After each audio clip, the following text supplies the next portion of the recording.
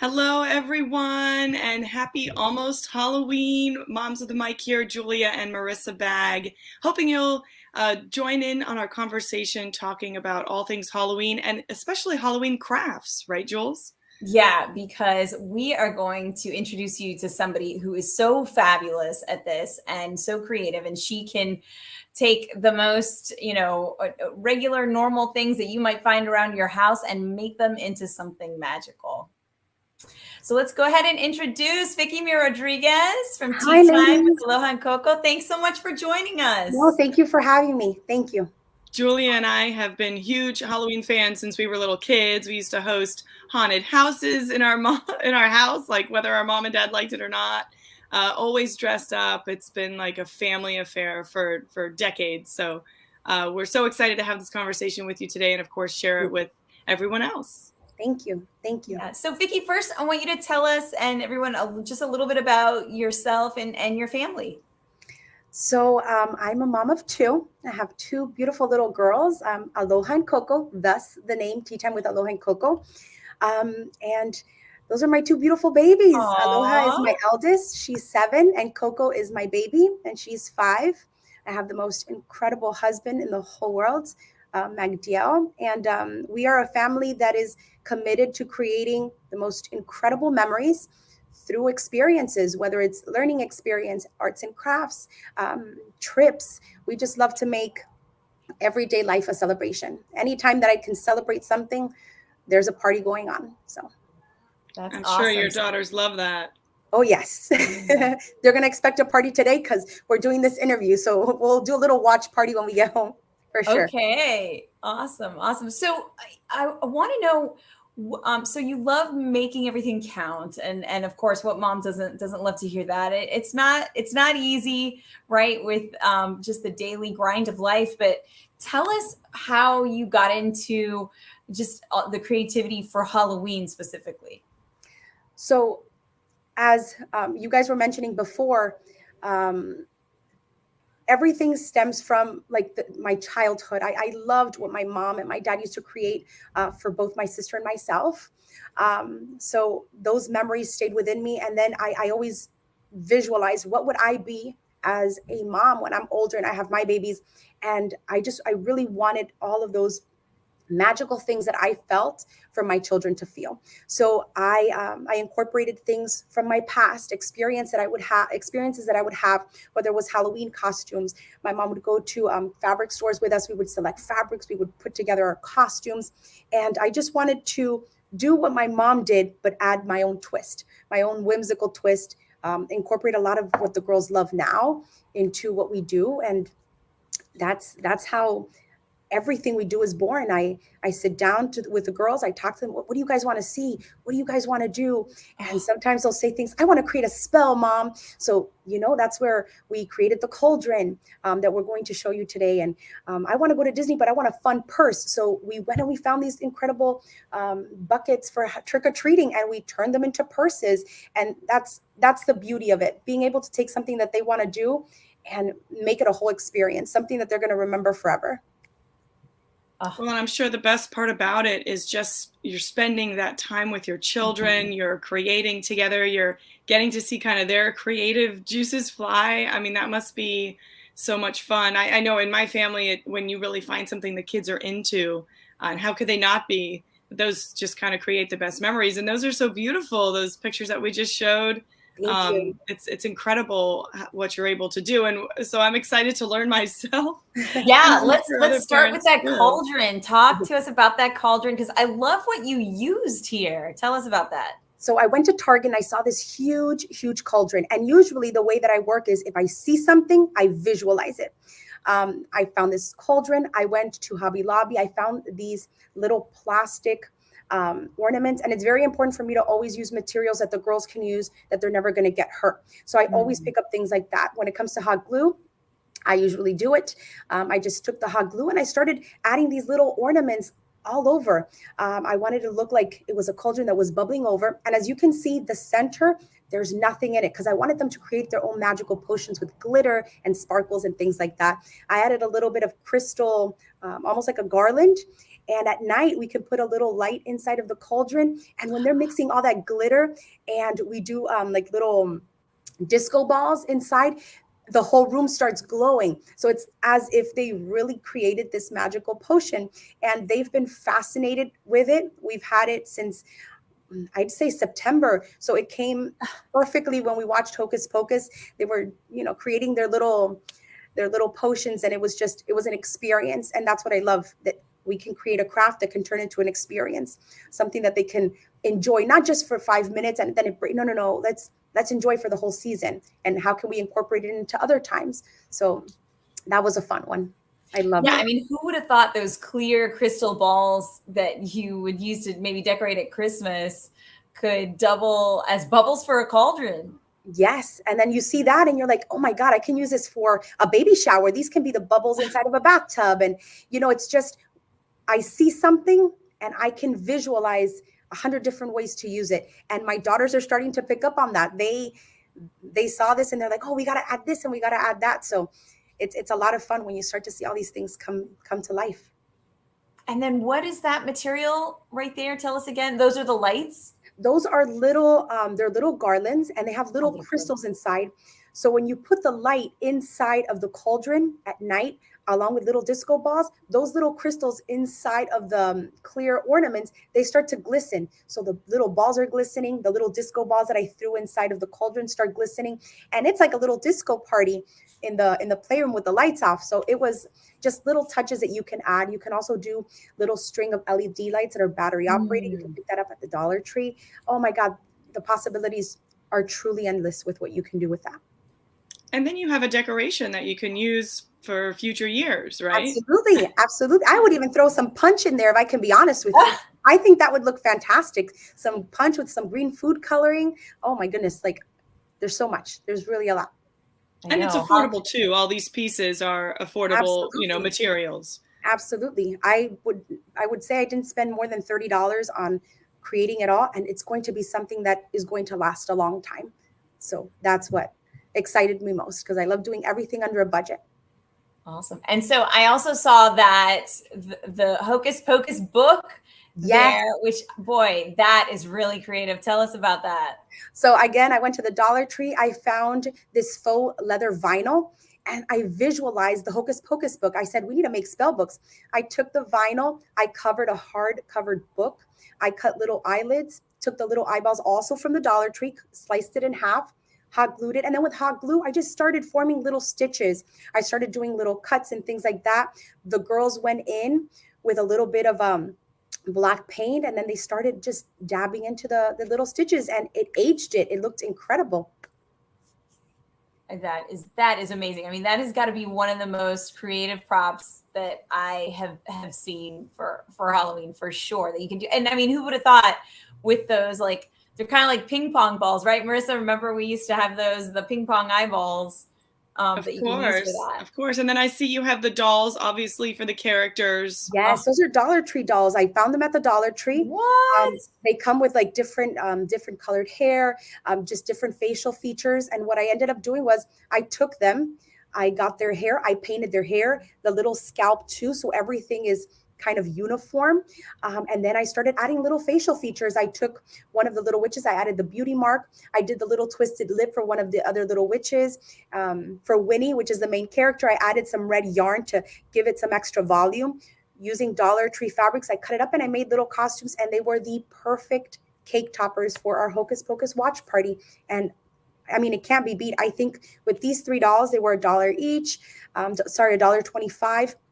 Plus the fabric, you're looking at no less than $10 or a little less than $10 to create all 3 dolls. And this is something that we use for cake toppers.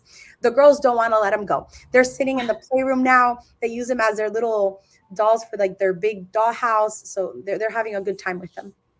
And what did you do with the books? Were those mainly decorations for your watch party? No. I love to promote literacy, especially with such young little girls. I love for them to read. I love for them to write. So I use these as spell books. And what I mean by spell books is I ask them to create sentences. And I tell them anything that you put in this book is magical. So create sentences with, let's say, this week they have a certain number of words in their spelling log for school. You have to create a magical spell, something wonderful with your word log. So it really promotes literacy, the fine motor skills. If you have younger kids, you can definitely do this. Maybe pick up a thick crayon or a thick pencil and allow for them to start, with the fine motor skills, whether it's doodling or writing words. So it went way beyond just a decorative piece. It's going to be a memory of everything we did this Halloween together with them. They're writing it down too. It's like a little journal. So definitely goes beyond the decorative piece.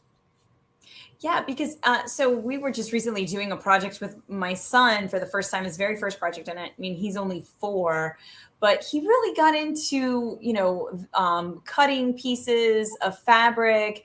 And so, I mean, your daughters are 7 and 5. But 5 is still pretty young. And so, I mean, Coco is still able to really participate. I mean, tell us how you kind of facilitate that. Well, I have had Coco writing since she was 4. She saw her big sister, and that to her, the big sister's her world. So anything that Aloha does, Coco wants to do too. So Coco has been big on writing. She writes full sentences, paragraphs. Obviously, it's inventive spelling at this point, but it's that want and that eagerness to want to do what big sister does. So whenever I see that she's maybe not interested, I'll say, well, let's draw a picture. Can you draw a picture of what it is that you want to do? And we'll play games like that so that I continuously allow for that learning engagement. So it's always promoting that. Like, let's draw, let's write it out. I'm not too big on screen time. So we use books and we use writing and doodling as our form of entertainment, really, and crafting, obviously. That's so smart. And then, so let's get to the buckets that you use to make those Disney crafts. Yes. So I went to Walmart and I spotted these. And the first thing I thought of was, oh my God, the girls keep talking about how they want a Mickey purse. So I went home, we sanded it. I gave them all the materials. We spray painted them. And they went crazy adding all of the little crystals that they wanted. They made them truly their own. And because it's Disney's 50th anniversary, 2 of us decided to go with the little gold statue look.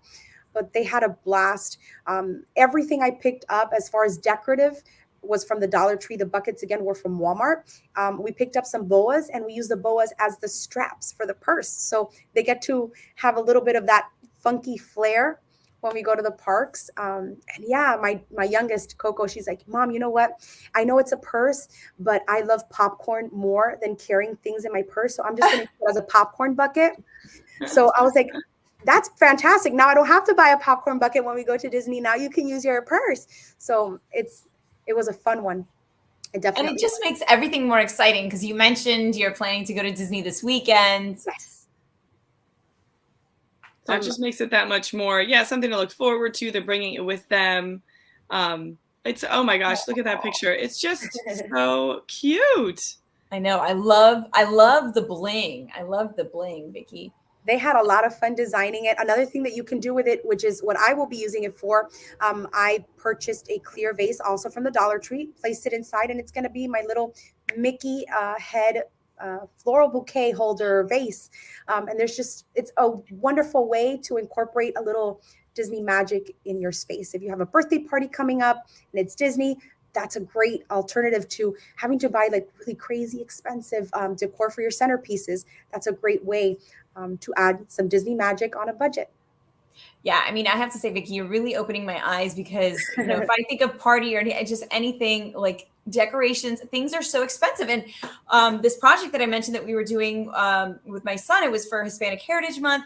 And my first thought was, okay, let me go to a craft store and start buying, like googly eyes and, okay, this, and then like, toothpicks or popsicle sticks or or dowels or whatever. And I'm like, whoa. Like, this is just too much. But you really can start with what you have at home. And that, I was really surprised by that. Even like we got out our wrapping paper bag, our storage for, rolls of wrapping paper for Christmas and birthdays. And we had material in there and we were able to use that. I think people can be quite surprised by what you'll find at home. Absolutely. There's so much, and you don't even have to look too far. Sometimes it's taking something that's completely unconventional that you would have never thought to use for a project, and that turns out to be the ideal thing. So often we have dolls in our kids' rooms. You're like, oh, I have to go, do for Hispanic heritage. Let's say Yeah. I have to create a little doll for my child. We have to. Oh my God, the beauty of being able to take a doll that they love so much, that they probably haven't looked at for some time, be able to dress them up different, do their hair different, just as we did with the Dollar Tree dolls. And now all of a sudden it becomes a new doll. It becomes this new magical thing that they created. And they take so much pride in when they make something. I feel like they love it 10 times more than if we go through the process of maybe ordering it online or something. They take pride in their work. So it's really rewarding also as a parent to see them enjoying it. Yeah. And you have another craft involving witch hats, is that right? That you Yes. can show us?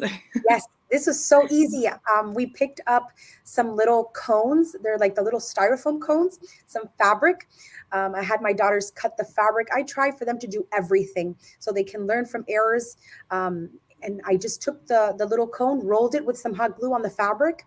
They decorated it. I took the circular foam piece, also covered it in fabric, added a little lace. Then we just hot glued it to a headband.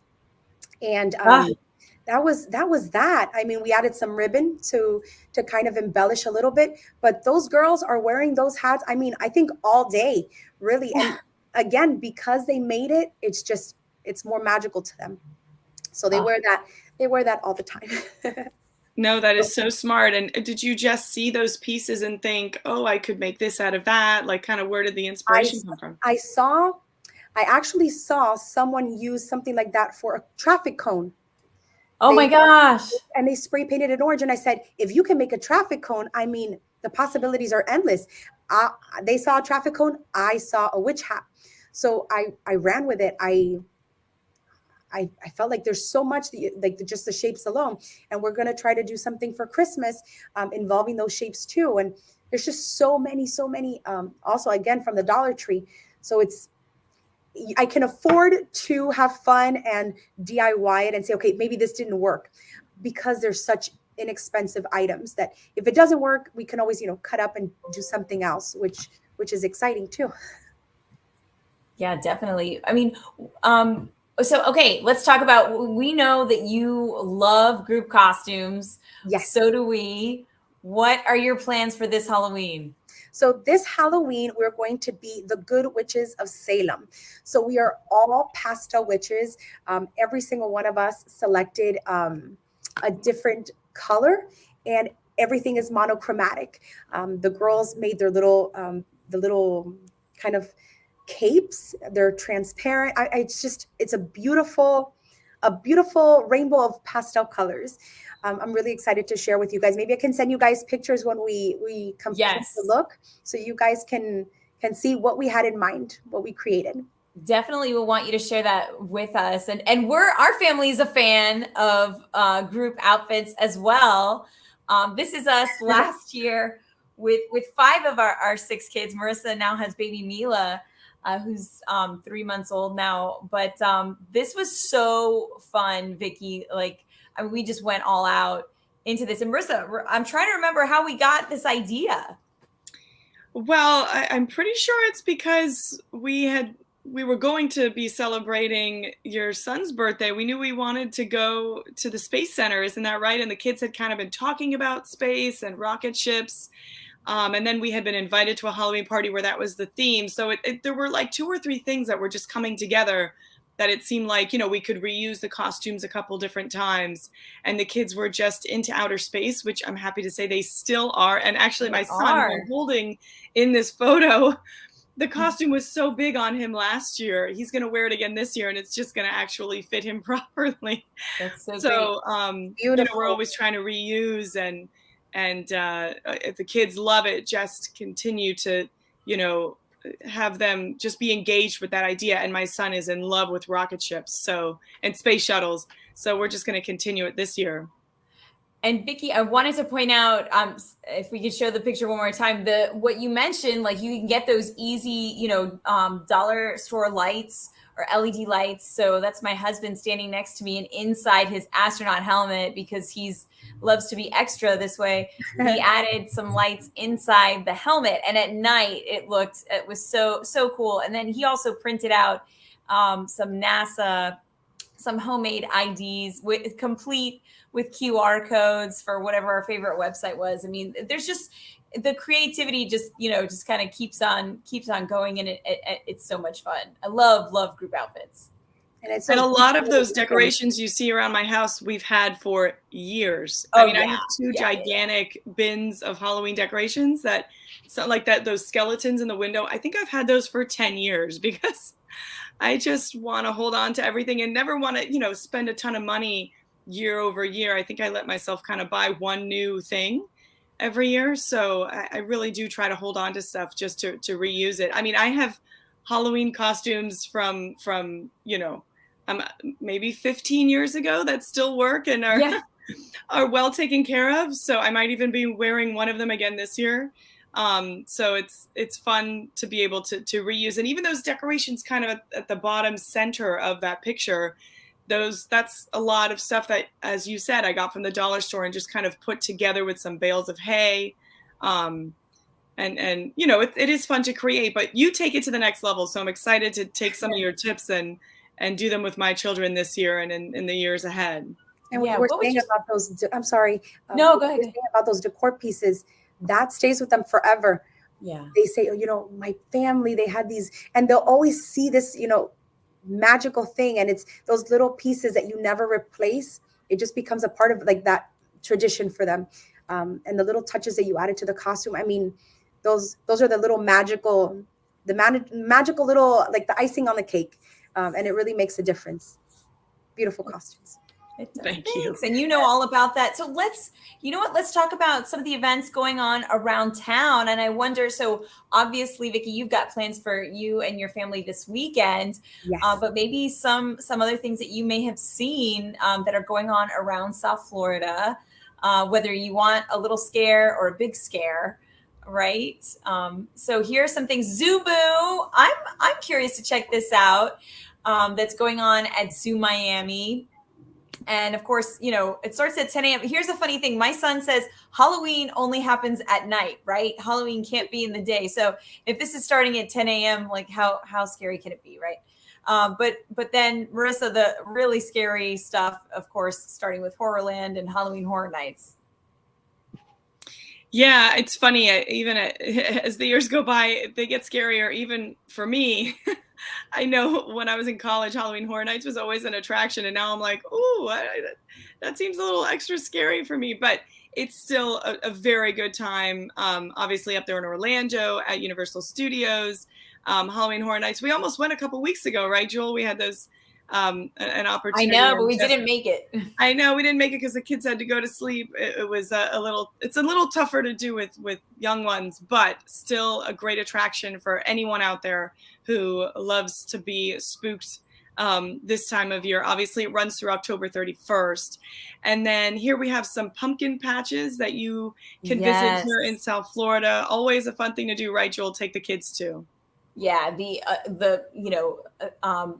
can't you can't miss the pumpkin patch, the obligatory pumpkin patch pictures that you see everywhere. So some of them in Miami-Dade, South Miami, Lutheran Pumpkin Patch and Fall Festival, and then the Park Ridge Pumpkin Patch in Coral Springs, and also in Broward, the Flamingo Road Nursery. Now, I have not been to that one. Oh, Jewel, I've been. We should try to go together. Yes. It is great. All the decor it's impressive, and they have hay rides as well. Oh, that's super fun. Who doesn't love hay rides, right? And then Spooky Safari and Pumpkin Patch. And Vicky, I'm just wondering if you have any favorite places to go around South Florida this season. We definitely do the pumpkin patches. That's a given. What's your favorite pumpkin patch? Well, my favorite one is definitely I love one that is near Kendall, and it's by a church, because they take it to another level. Mm-hmm. I'm talking about, like, you feel like those pumpkins are never going to end.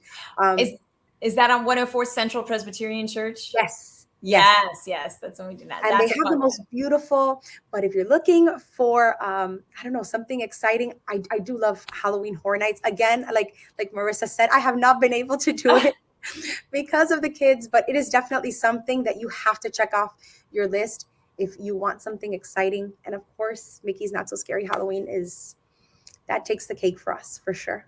Oh yeah, no, that's a fun one too. And hey, just for full disclosure, we do want to say, Halloween Horror Nights at Universal Studios, that is owned by our parent company, Comcast, which owns NBC Universal, that we're a part of. So just so we're totally transparent with that. But yeah, that and Mickey's Not So Scary. Marissa and I have done Mickey's Not So Scary. We did that a couple years back. The kids loved it, but I have to tell you a mistake, and I take total blame for this. So Marissa and I were at the Magic Kingdom, Disney World, for a few weeks ago, and our oldest kids are both 4. One's 4 and 4.5, and we went on the Haunted Mansion ride, and my 4-year-old son was not having it.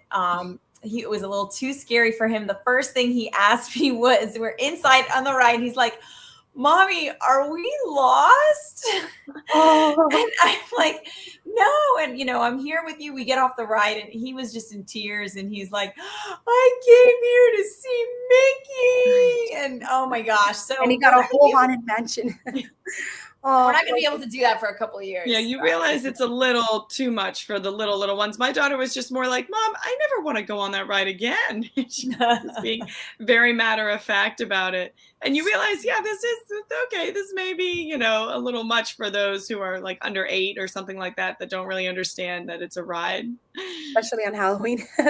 Yes. So, but we know everyone out there is probably going to be taking their kids trick-or-treating or sending their older kids out to trick-or-treat by themselves. So we do want to share a few safety tips with you, just things to keep in mind every year. You want to travel in groups, right? Have your kids kind of go in at least 4s and 5s together.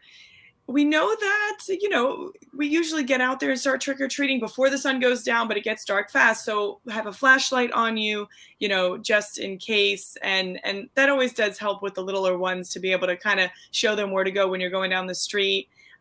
Review street crossing safety. Oh my gosh, this is so important. Also, even, with older kids who may be out on their own, but even with the younger ones too, because I know my son, who's 2.5, likes to run ahead, and you have to just let him know that there are still cars coming on Halloween, even though we're walking through the streets. And of course, carry a cell phone, right? If you're going to be sending maybe your 14, 15, 16-year-old out on their own with some friends, you want them to have a cell phone and kind of set up different intersections or places to meet up, just so that they're okay and they're having a good time. And of course, that allows for some adult time. I mean, this Halloween's not just for kids. At least in my neighborhood, a lot of the adults, put snacks and candy out, and they have, entire tables set up in their driveways. Bounce houses. It's a great opportunity to kind of reconnect with your neighbors and see what they're up to. If, maybe if they're a few blocks over. So it's a great time for adults too, right, guys? It's not just about the candy. I know. Yeah. Like, any tips for, oh my gosh, you guys, I am a little over the top about, I don't want my son to eat too much candy. And so I think we may even be like skipping a trunk or treat or two, because I'm just like, no, it's just going to be candy overload. I don't know if you have any advice for that, Vicky. I let them pick all the candy.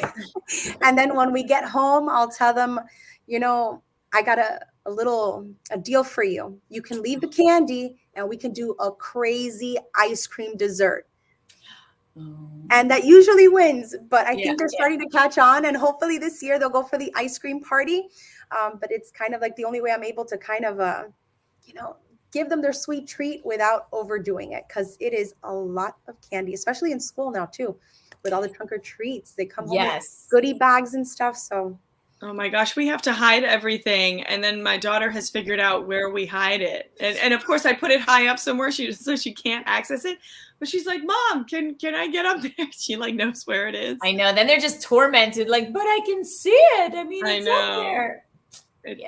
that may be something Julia and I can figure out for the next Halloween chat that we have on how to on how to handle it. But that's a good idea, to give them, you know, a fun ice cream afternoon, and then that kind of, you know, gives them what they want, but they don't get it, you know, in 10 or 12 pieces every day for the next month or whatever. Yeah. So, and giving them options. I always feel like limited options to help them make good limited choices. options. 1 or 2 things that you know they're gonna love, and you can't go wrong with. So. Well, Vicky, we are so excited to have you. Yes. Excited to be getting even further into the Halloween spirit. It's only a couple of weeks away, so we're going to be taking these ideas and putting them into practice. My daughter will be very, very thankful. So we appreciate your time. I am going to get creative with a glue gun. I mean, like now, I mean, we started using a glue gun, and I'm like, okay, I'm okay with this. We can do this. It's been a while, so yeah, I feel like that was like one of your major tools. For sure. That's one of those things that you can't go over. You could do so many things with the glue gun. And even with no other project, have you seen the little ghost that you can do with the glue gun? Oh, and glitter, right? You could make little ghosts. Oh, that's so smart. Maybe I'll start there. Yes. Thank you so much for having me. I truly appreciate the opportunity. Thank you. It has been a pleasure. Well, we wish you a very, very happy Halloween and a wonderful fall season. We're glad to have you. And we hope you have a blast with your girls this weekend. And please share pictures with Absolutely. I can't wait for you guys to see how those costumes turn out. I'm excited because I haven't seen them fully together, so I can only imagine. So I hope to share that with you guys very soon. All right. Thank you, Vicky. And thank you, everyone, for watching. We just appreciate this time to talk about fun Halloween stuff. And thank you for watching Moms with a Mic. We'll see you all later.